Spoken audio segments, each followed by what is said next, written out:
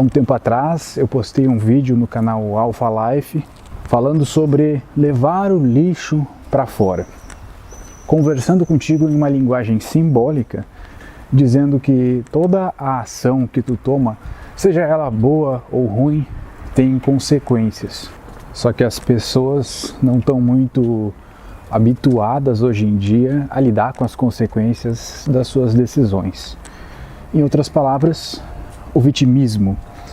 Para que você seja líder de si mesmo, acho que todo mundo já ouviu falar sobre isso e ficou curioso sobre como ser um líder de si mesmo. É preciso assumir as suas cagadas, assumir a responsabilidade das suas ações e das consequências das suas ações.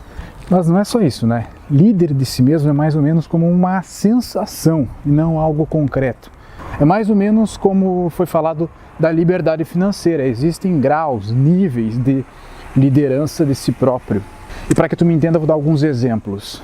Imagina que tu está agora na tua adolescência e tu tem um relacionamento onde você é escravo da sua namorada. Ela manipula você. Você é um cachorrinho.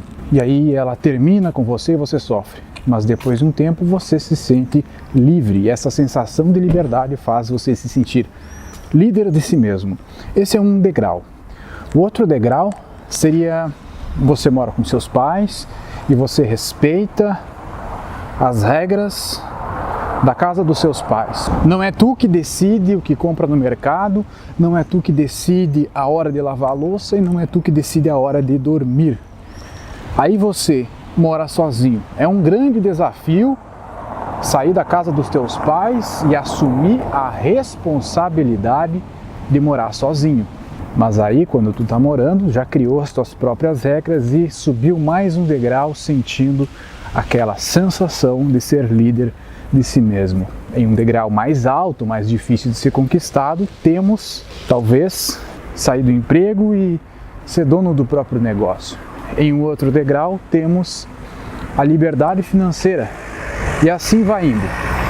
Sempre vai se criando a sensação de ser livre e a sensação de ser líder de si mesmo.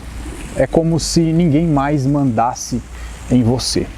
Você tem que cumprir as regras do mundo, é claro, mas ninguém mais manda. Você não vive mais no ritmo dos outros, não vive mais para os outros e tem um propósito que é seu.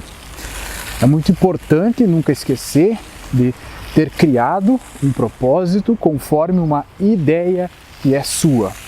Sempre seu, nunca dos outros. Não tem como falar de ter um propósito, viver um propósito, ter uma vida com propósito, se esse propósito é baseado em um propósito de outra pessoa. Se é um propósito de outra pessoa. Isso é mais comum do que tu imagina. Pessoas seguindo um propósito, correndo atrás de um objetivo que na verdade nem é delas, que na verdade é baseado numa ilusão. Eu vou te dar um exemplo. O homem que tem toda a vida dele baseado em ficar mais forte, um exemplo só, né? Ficar maior, para atrair mais mulheres, para ter admiração dos amigos, para que essa admiração atraia mais mulheres e assim vai num ciclo que nunca termina e que é insustentável, é autodestrutivo. Esse é só um exemplo de um propósito que não é baseado numa realidade ou numa linha natural de evolução.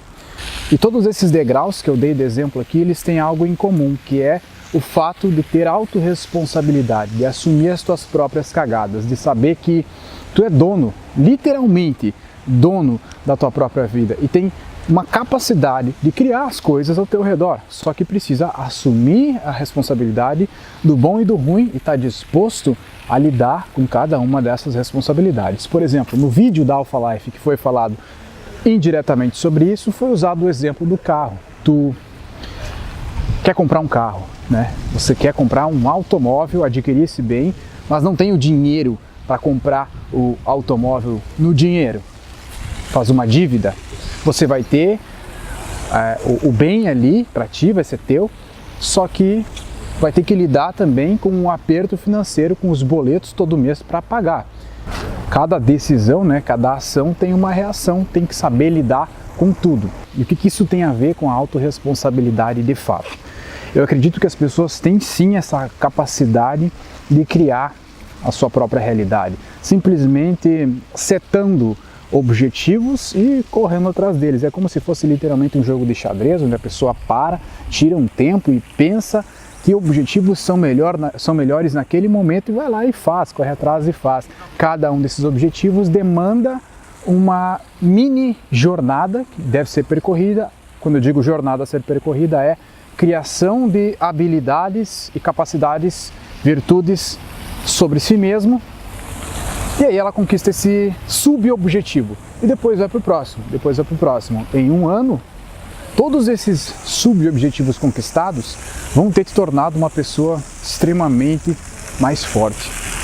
Em 2 anos, em 3 anos, quanto de melhor tu vai estar? Tudo isso se percebe em uma pessoa que trouxe para a sua vida o desenvolvimento pessoal, o melhoramento interno, como filosofia de vida e não como uma dica de YouTube.